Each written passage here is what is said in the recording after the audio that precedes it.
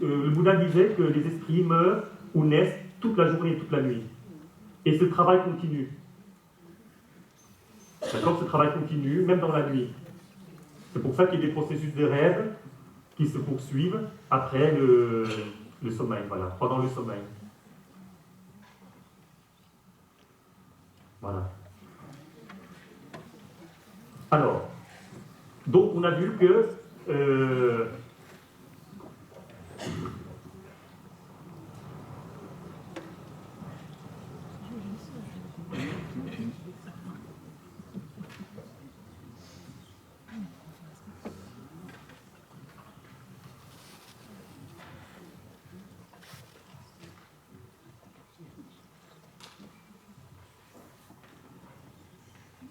donc, pour finir, avec l'esprit, donc, puisqu'il change à tout instant, puisqu'il se désagrège, puisqu'il ne peut vivre qu'un moment,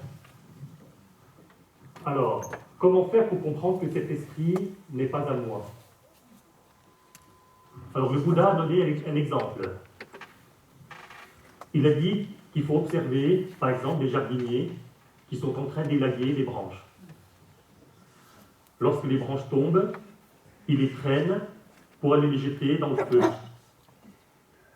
Alors le Bouddha demande à ses disciples, lorsque ces jardiniers traînent les branches et les jettent dans le feu, est-ce que ça vous fait mal? Alors les disciples répondent, ben non, ça ne me fait pas mal. Et pourquoi? Ben parce que ces branches ne sont pas à moi ou moi. Alors il dit, c'est la même chose, puisque l'esprit naît, vit et meurt,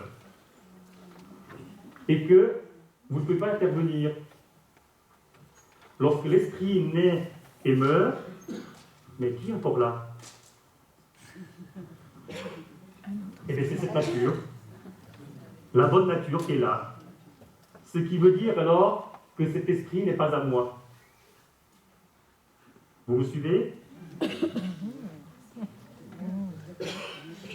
Puisque si je m'assois et que je vois que l'esprit vient sur une émotion, et qu'à la fin de cette émotion, l'esprit meurt avec cette émotion, et que moi je suis encore là, ça veut dire que je ne suis pas l'esprit. Vous êtes d'accord? Voilà. Donc, l'esprit n'est pas moi. Alors, l'esprit n'est pas mon propre moi. Qu'est-ce que vous faites comme différence entre, je ne comprends pas bien la nuance, c'est pas moi et c'est pas mon propre moi? Alors, le propre moi, c'est l'ego. Je suis le plus beau, le plus fort, d'accord? Le plus puissant. Voilà, et bien c'est lui, le propre moi. Et on s'identifie beaucoup à ce moi. D'accord? Voilà, c'est ce moi dont il s'agit. Voilà.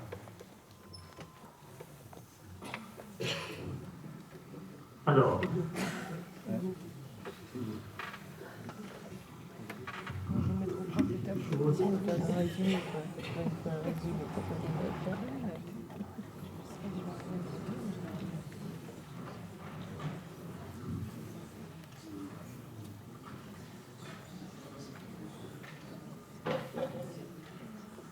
Alors donc, vous voyez que le Bouddha ait été né ou non, tous ces phénomènes fonctionnent déjà de cette manière avant qu'il ne soit là.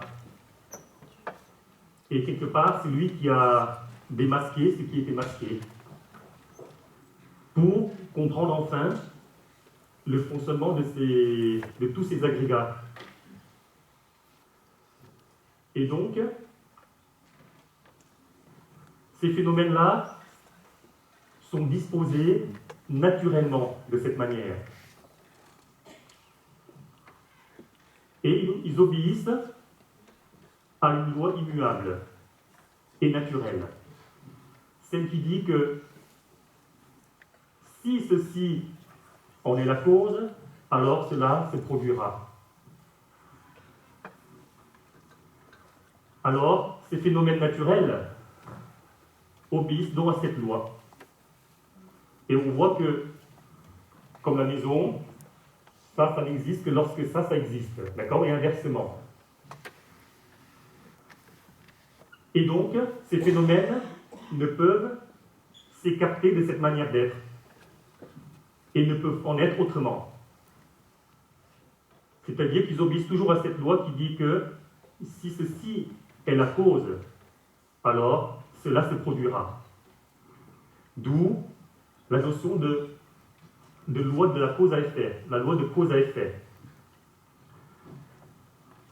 Donc, de cette apparition et cette disparition, j'en déduis donc la loi de cause à effet.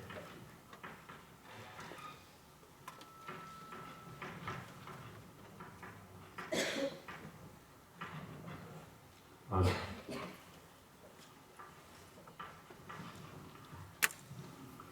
Alors, que dit cette loi?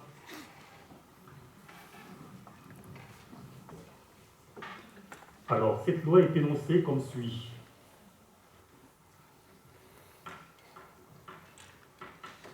Si ceci existe, alors cela existera.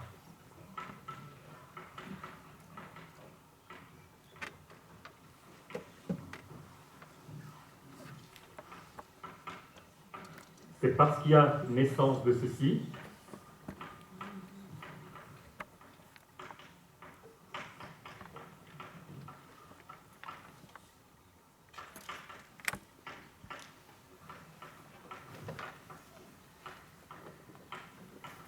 qu'il y aura naissance de cela.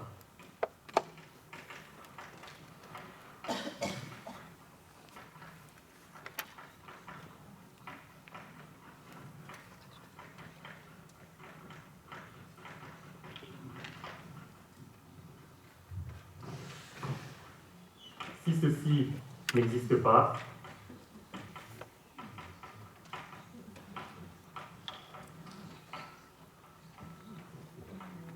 alors cela n'existera pas.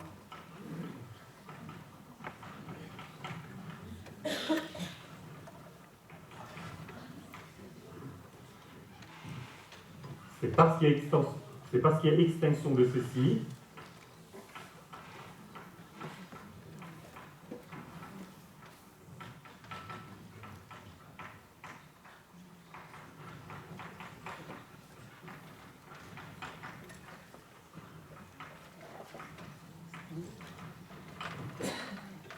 qu'il y aura extinction de cela.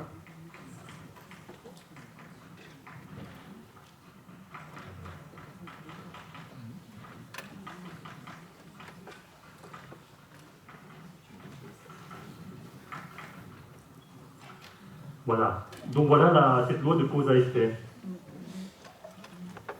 Donc elle vous dit que si ceci existe, alors cela existera.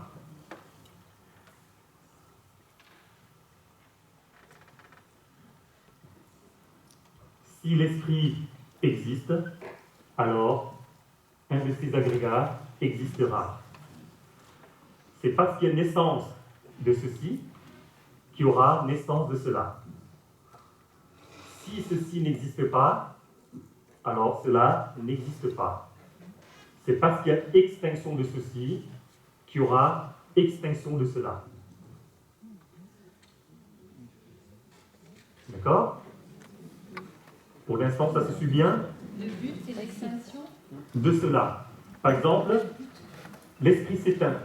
Mais le but, c'est quoi? Le but, c'est l'extinction des agrégats? Oui. C'est pour justement ne plus venir s'agripper à tous ces agrégats pour retrouver cette nature. D'accord? Voilà. Alors, donc à partir de là, nous voyons que des phénomènes qui en sont des causes vont donc produire d'autres phénomènes qui naissent de ces causes. D'accord? Et nous voyons qu'il y a une interdépendance entre tous ces agrégats.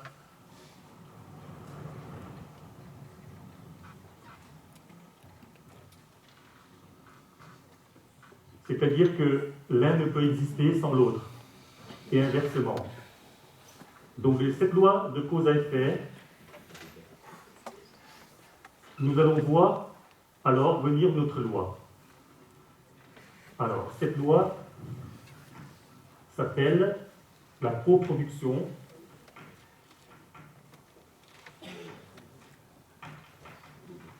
conditionnée.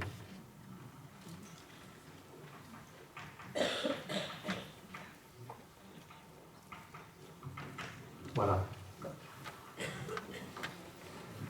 Donc dans cette loi de coproduction conditionnée, nous allons voir que pour que chaque phénomène puisse naître, il lui faut des causes et conditions.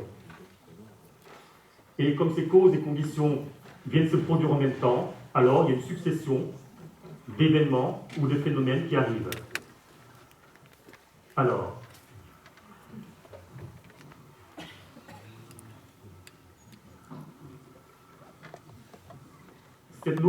cette loi de coproduction conditionnée, elle va s'énoncer comme suit.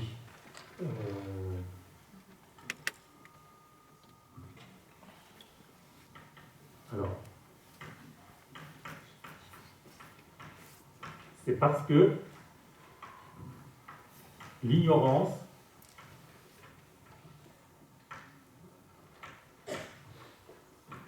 en est la cause,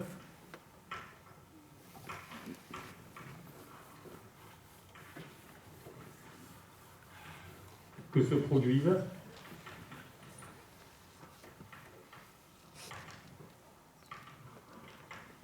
les 5 agrégats.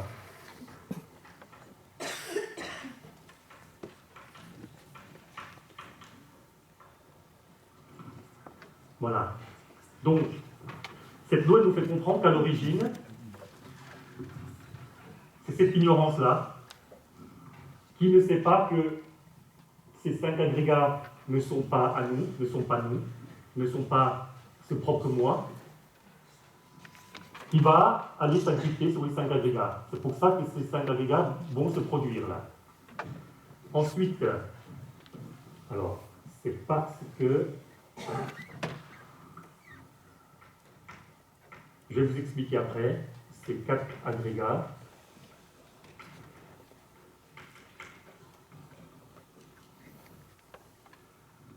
En sont la cause, ou en sont les causes, que se produit l'esprit. Voilà, donc vous avez au départ cette ignorance de cette entité, et par ignorance, cette nature va s'agripper à l'esprit. Et c'est là que le moi est en train d'apparaître.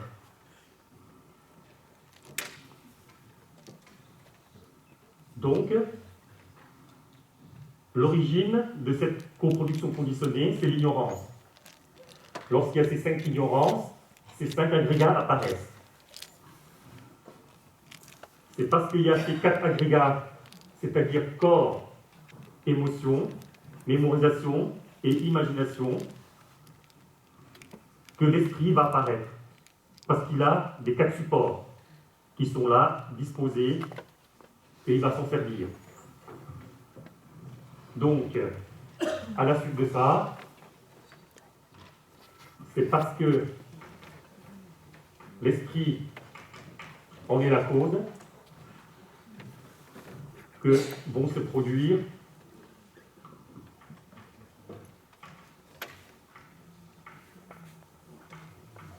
les phénomènes physiques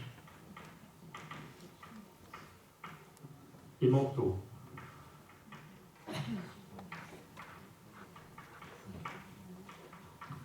Alors, ces phénomènes physiques et mentaux, qu'est-ce que c'est? Alors, physique, c'est le corps. Et mentaux, ces phénomènes mentaux, ce sont les émotions, la mémorisation et l'imagination. Donc, on voit bien que, à partir de ces 5 agrégats, si on a 4 à la disposition de l'esprit, alors l'esprit va naître. Et si l'esprit est là, eh bien, ces phénomènes mentaux et physiques vont être là à sa disposition. D'accord? Alors, C'est ensuite parce que ces phénomènes physiques et mentaux en sont les causes, que se produit. Alors, je n'ai pas trouvé de mot équivalent. Donc je vais utiliser ce mot qui en pâlit. Je vais vous expliquer après ce que c'est. D'accord ?